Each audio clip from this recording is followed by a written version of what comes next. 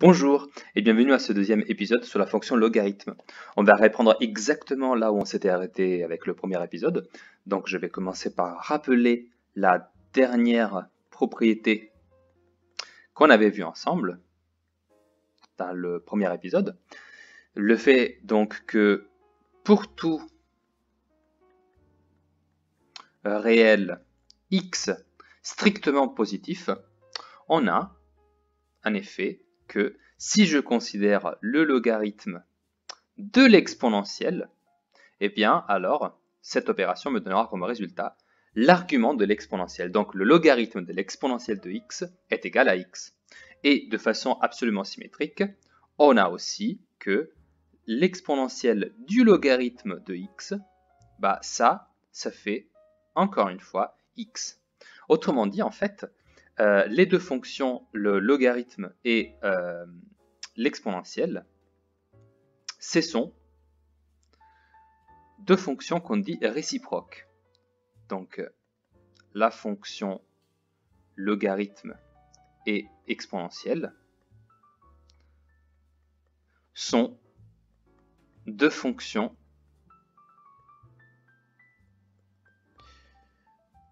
réciproques.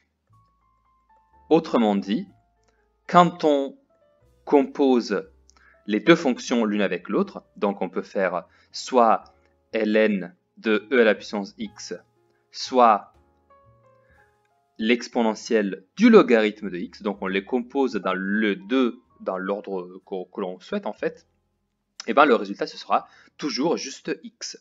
Donc le logarithme de l'exponentielle de quelque chose est égal à ce quelque chose, et c'est encore égal à l'exponentielle du logarithme de ce même quelque chose.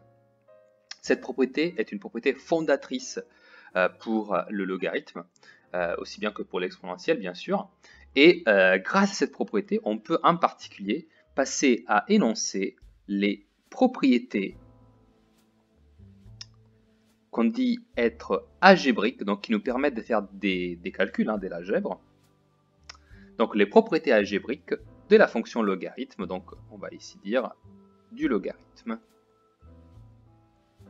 Ces propriétés sont absolument cruciales et elles sont très souvent utilisées dans les exercices et dans les exemples. Donc vraiment, il faut absolument les apprendre avec attention.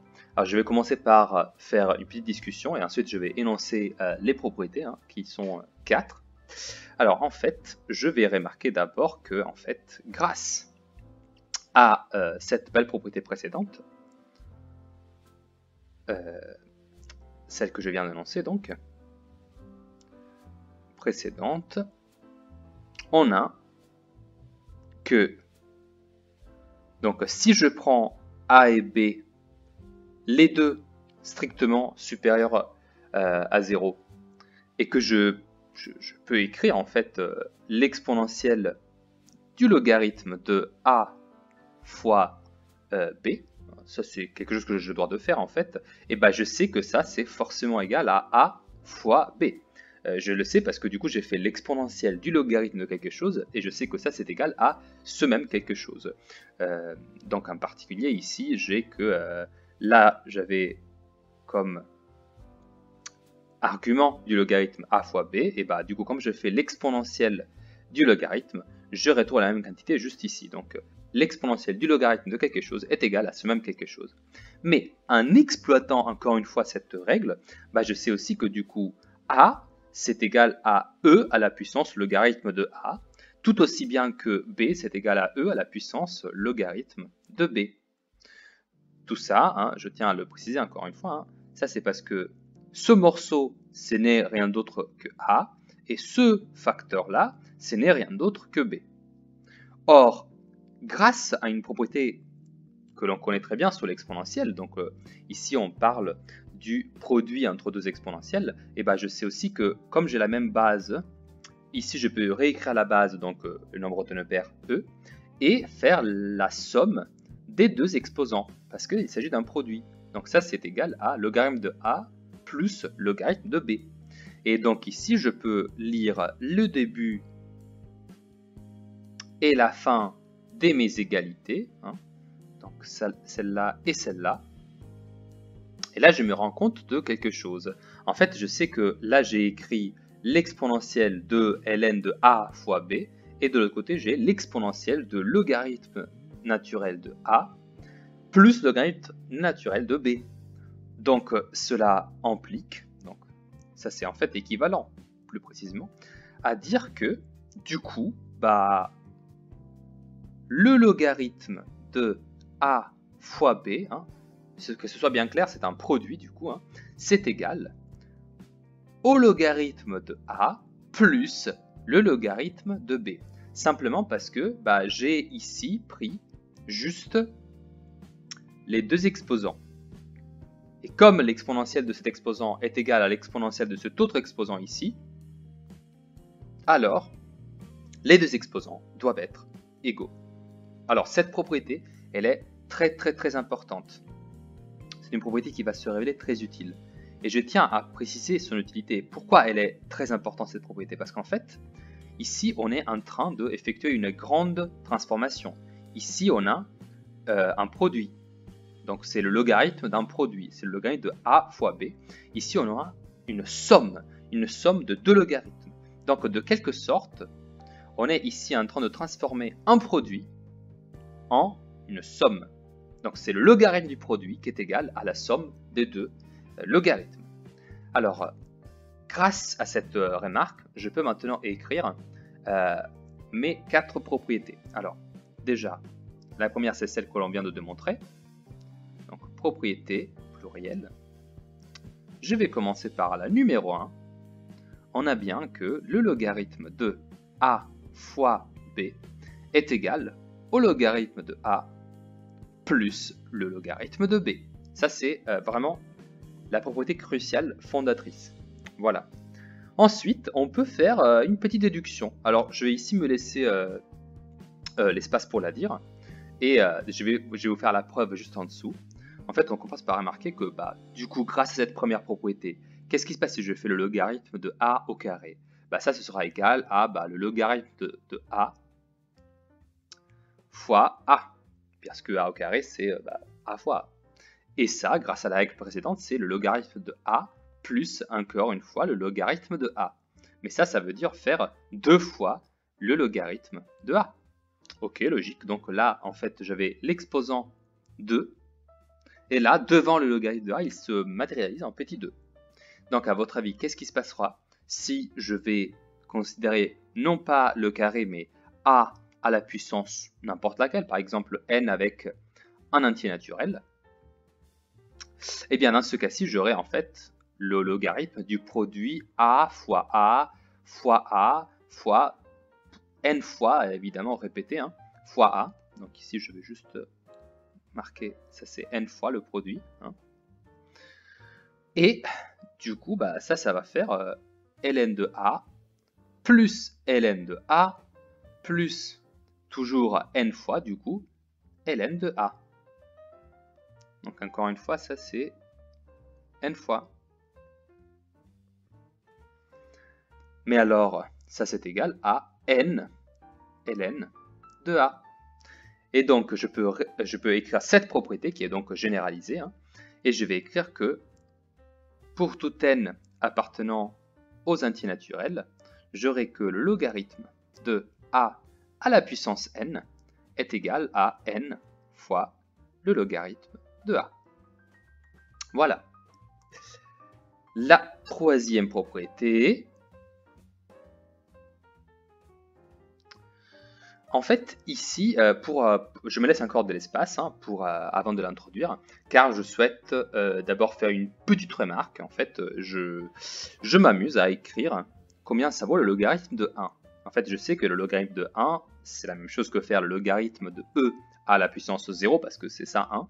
Mais du coup, grâce à la règle du logarithme, donc la règle fondatrice, hein, le logarithme de l'exponentielle de quelque chose, ça fait ce quelque chose. Donc, le logarithme de 1, c'est bien égal à 0. Ok. Mais je sais aussi que le logarithme de 1, en fait, je peux l'écrire comme le rapport entre a et a. Parce que je sais que tous les rapports qui ont même numérateur et même dénominateur, en fait, ça fait 1. Donc ça, c'est forcément égal à 0. Mais à partir de cette égalité, je peux aussi dire que, en fait, ça, c'est rien d'autre que le logarithme de a fois 1 sur a. Oui, parce que c'est en fait un produit, cette fraction. A fois 1 sur A. Je peux l'écrire comme ça. Et je sais que ça, ce sera égal à 0. Mais grâce à la propriété A, en fait, je sais que les produits, je peux les décomposer avec le logarithme. Et donc, je vais dire que ça, c'est vrai si et seulement si le logarithme de A plus le logarithme de 1 sur A, donc voilà, c'est la somme maintenant, ça, c'est égal à 0. Mais alors, cela veut dire que le logarithme de 1 divisé par A, ben ça, c'est égal en fait à moins ln de A. Ça, je l'ai obtenu juste en prenant ce terme-là, le logarithme de A, quoi, et je l'ai fait passer de l'autre côté, d'accord? Comme dans une équation, parce que c'est ce que j'ai ici, si je veux isoler le logarithme de 1 sur A.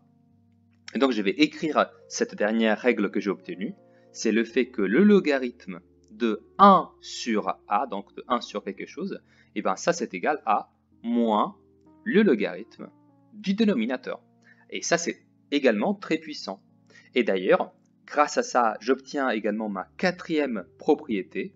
C'est très simple cette fois-ci. En fait, si je considère maintenant la fraction A divisé par B, eh bien, celle-là, ce sera égal à quoi? En fait, c'est le logarithme de A. Je réécris A divisé par B comme A fois 1 sur B. Mais grâce à la première propriété, ça fait logarithme de A plus logarithme de 1 sur B. Et par conséquent, grâce à la troisième propriété, ça fait logarithme de A moins logarithme de B. Donc, maintenant je vais passer toutes les propriétés de la première à la dernière. Encore une fois, je vais les répéter. Donc, alors, première, le logarithme du produit entre A et B est égal en fait à la somme entre le logarithme de A et le logarithme de B. Voilà, très important. C'est la première des propriétés qu'on a vues ensemble. Voilà. Ensuite, deuxième propriété. Quand je fais le logarithme d'une puissance de A, donc n'importe quel nombre, ça c'est égal à n fois le logarithme de A. Donc en gros, c'est comme si la puissance devenait un facteur de multiplication du logarithme. Donc ln de A à la puissance n est égal à n fois ln de A. Troisième, le logarithme de la réciproque de A, donc le logarithme de 1 sur A, est égal à moins le logarithme de A.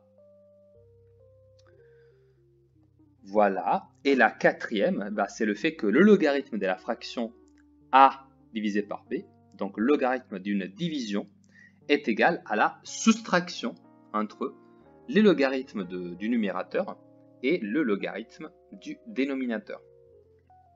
Alors, ces quatre propriétés algébriques sont très importantes et elles nous permettent en fait de nous simplifier énormément beaucoup de calculs. Je vais du coup donner ici des exemples d'application de ces propriétés. Voilà. Alors, je vais considérer du coup des exemples maintenant. Exemple d'application de ces quatre propriétés-là. Voilà. Alors, je vais considérer trois petits exercices, ni plus ni moins, quelque chose de très simple. Alors, premier exemple. Je vais considérer l'expression 3 ln de 2 plus ln de 4. Ok? En sachant que le but ici, c'est simplifier l'expression le plus possible. Alors, déjà, je regarde, là j'ai une somme entre deux logarithmes. Ok. Alors, déjà, je sais que, bon, ici je réécris pour le moment le logarithme de 2. Je sais que 2, je ne peux pas trop le factoriser, mais je sais que 4, notamment, en fait, c'est 2 à la puissance 2. Pourquoi ça c'est avantageux? Parce que je sais que là où il y a une puissance, eh bien, grâce à la propriété numéro 2, hein, celle-là, logarithme de a à la puissance n égale à n fois logarithme de a, je sais que du coup je peux sortir la puissance. Autrement dit, ici je peux écrire 3 logarithmes de 2 plus 2 logarithmes de 2. Car cette puissance, la puissance 2 qui était là, je veux pouvoir la sortir de la parenthèse. Et donc ça devient, ça peut s'écrire comme 2 logarithmes de 2. De plus, une fois que j'ai fait ça, je peux du coup dire que là j'ai 3 logarithmes de 2 plus 2 logarithmes de 2. Du coup ça fait 5 logarithmes de 2. Et ça, c'est tout ce que je peux faire avec cette expression. En fait, je l'ai vraiment beaucoup simplifié. Là, je suis passé de la somme de 2 logarithmes différents à 5 fois le logarithme de 2. Donc, en fait, je dois juste calculer la valeur du logarithme de 2 et j'aurai obtenu la valeur exacte de 5 logarithmes de 2. Un deuxième exemple. Je vais considérer ln de 20 moins ln de 5. Et bien, là, qu'est-ce que je vois? Je vois tout de suite qu'il y a une soustraction. Mais je sais que soustraction entre deux logarithmes, ça veut dire que je peux l'écrire comme une fraction. C'est la fraction, donc c'est le logarithme de 20, parce que 20, donc c'est le premier logarithme, moins, donc au dénominateur, j'écrirai 5. Et ça, c'est une application de la propriété numéro 4, celle que vous avez juste là-haut. Logarithme de a divisé par b égale à logarithme de a moins logarithme de b. Mais moi, je sais qu'en fait, logarithme de 20 divisé par 5, je peux encore le simplifier, parce que 20 divisé par 5, ça fait 4. Et donc ça, c'est logarithme de 4. Mais 4, comme je l'ai déjà dit tout à l'heure, c'est égal à logarithme de 2 à la puissance 2. Et donc ça fait bien 2 logarithme de 2. Donc vous voyez bien que là, cette deuxième expression à laquelle je me suis intéressé, en fait, elle est très similaire à la première finalement. Dans la première, j'avais 5 logarithmes de 2, et cette deuxième, c'est 2 logarithmes de 2. Et pourtant, en la regardant au début, elle ne se ressemblait pas vraiment. Donc ici, en fait, je peux tout exprimer en particulier en fonction du logarithme de 2. Donc ça, c'était mon deuxième exemple. Enfin, pour le troisième exemple, je vais considérer l'expression suivante. Je vais considérer le logarithme de 32 plus le logarithme de 9 moins le logarithme de 6. Alors ici, j'ai quelques simplifications à faire également. La première chose que je vous conseille toujours de faire pour un exercice de ce type, c'est de factoriser les logarithmes, c'est-à-dire factoriser l'argument, bien sûr, des logarithmes. Écrire du coup 32, je vais l'écrire comme 2 à la puissance 5. Je vais écrire 9 comme 3 à la puissance 2. Et ici, je vais écrire le logarithme du coup de 6 comme le logarithme de 2 fois 3. Maintenant que je réécris la même expression de cette façon-là, je vais appliquer les propriétés. Donc la première devient 5 logarithme de 2. Voilà. La deuxième, c'est 2 logarithme de 3. Et la troisième, en fait, comme ici j'avais un produit, je vais écrire moins, parenthèse, parce que je suis en train de développer seulement cette expression-là, celle qui est du coup complètement négative. Ça, c'est le logarithme de 2 plus, parce que c'est un fois, le logarithme de 3. Et maintenant, ce que je peux écrire, c'est du coup que ça, c'est égal à 5 logarithmes de 2 plus 2 logarithmes de 3 moins le logarithme de 2 moins le logarithme de 3. Et ça, du coup, ça fait alors 4 ln de 2 plus ln de 3. Alors déjà, je peux, si je le souhaite, laisser l'expression comme ceci. Je pense que ça, c'est vraiment une expression assez simple, surtout parce que j'ai tout exprimé en fonction de seulement de logarithmes, alors que je vous rappelle, dans l'expression du début, j'avais le logarithme de 32, de 9 et de 6. C'est 3 logarithmes différents, alors que là, je dois juste calculer le logarithme de 2 et de 3. En fait, je pourrais éventuellement, si ça m'était demandé, ce qui n'est pas le cas ici encore une fois, mais je le fais juste comme petit extra, si je voulais obtenir un seul logarithme, du coup je pourrais par exemple dire que à l'inverse, je vais tout réunir ensemble et dire que du coup ça fait ln de 2 à la puissance 4, et comme là il y a un plus, ça c'est ln de 2 à la puissance 4 fois 3. Et donc ça fait, alors 2 à la puissance 4 ça fait 16, 16 fois 3 ça fait 48, et donc ici je peux écrire juste 48. Mais encore une fois, ça, ce n'était pas demandé. Et en général, on préfère écrire tout en fonction des logarithmes de nombres petits. Hein. En particulier, le logarithme de 2, le logarithme de 3, c'est particulièrement facile à calculer. D'accord? Mais c'est juste pour vous montrer comment je peux manipuler les expressions avec le logarithme et écrire à chaque fois des choses qui ont toutes la même valeur. Voilà, je vous remercie d'avoir suivi jusque-là. Je vous dis à bientôt.